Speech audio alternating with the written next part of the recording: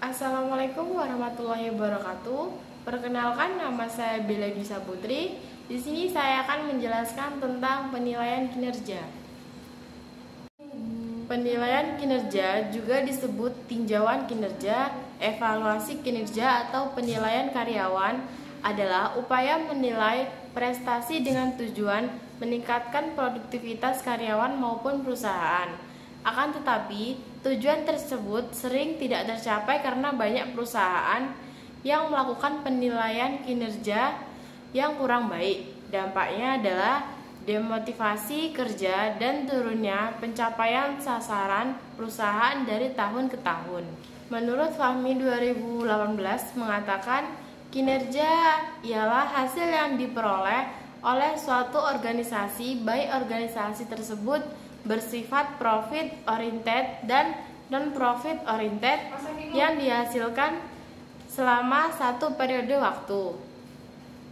Dalam UNO dan Lemotangge 2014, kinerja ialah aktivitas orang dalam melaksanakan tugas pokok yang dibebankan kepadanya.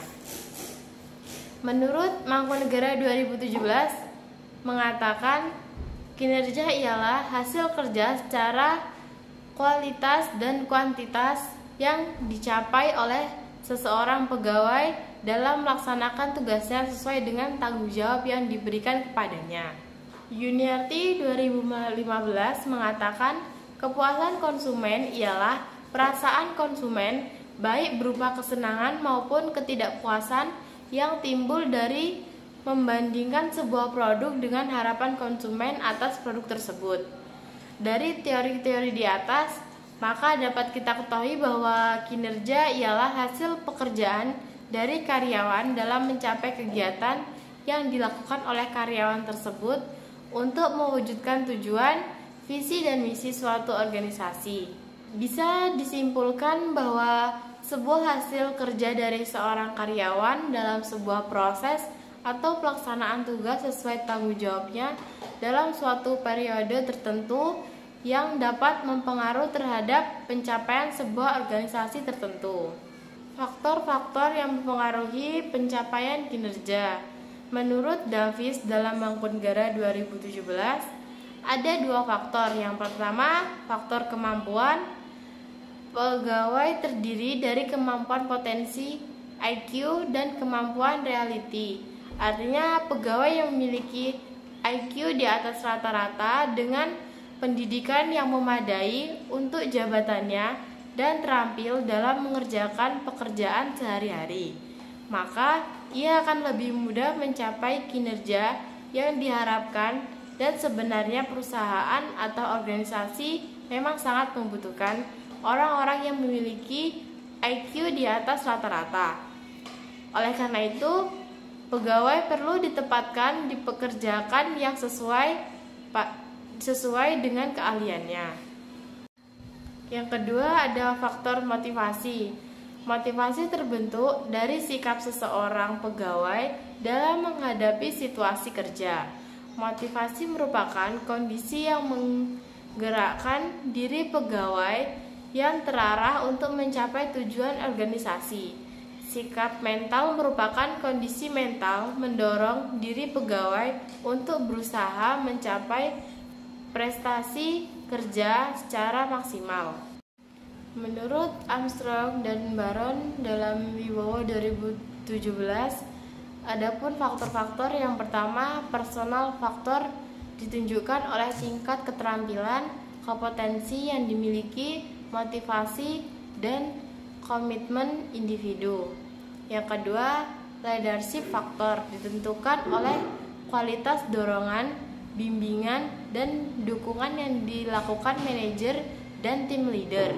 Yang ketiga, team faktor ditunjukkan oleh kualitas dukungan yang diberikan oleh rekan kerja.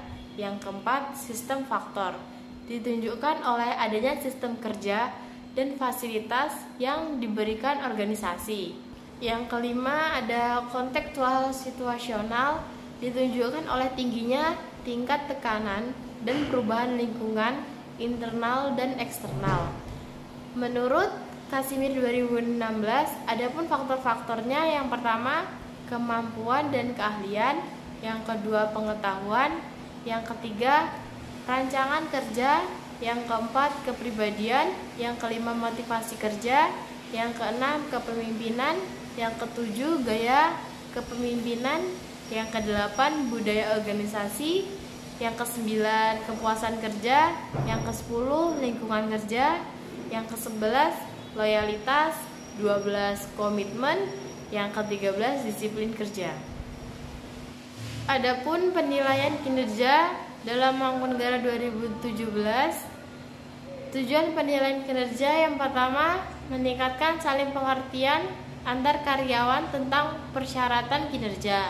Yang kedua, mencatat dan mengakui hasil kinerja seorang karyawan sehingga mereka termotivasi untuk berbuat yang baik atau sekurang-kurangnya berprestasi sama dengan prestasi yang terdahulu. Yang ketiga, memberikan peluang kepada karyawan untuk mendiskusikan keinginan dan aspirasinya dengan meningkatkan kepedulian terhadap karir atau terhadap pekerjaan yang diembannya sekarang. Yang keempat, mendefinisikan atau merumuskan kembali sasaran masa depan sehingga karyawan termotivasi untuk berprestasi sesuai dengan potensinya.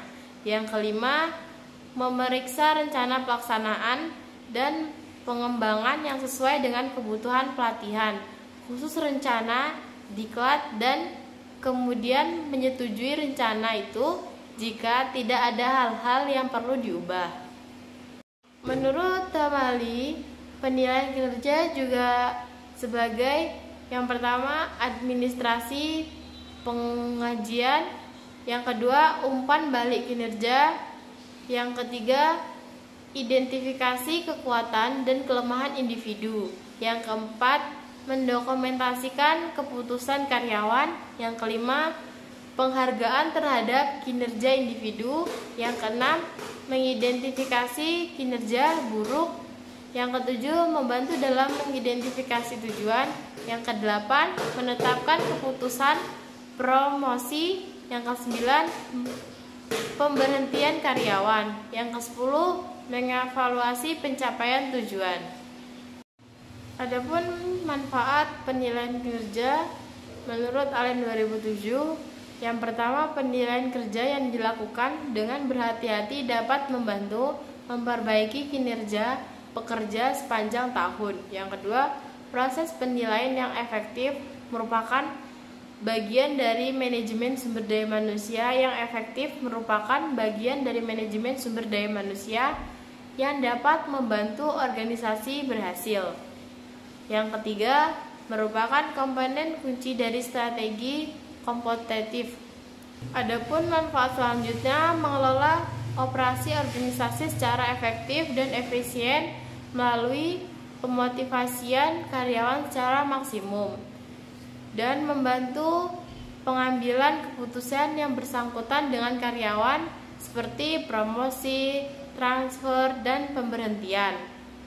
Mengidentifikasi kebutuhan pelatihan dan pengembangan karyawan dan untuk menyediakan kriteria seleksi dan evaluasi program pelatihan karyawan.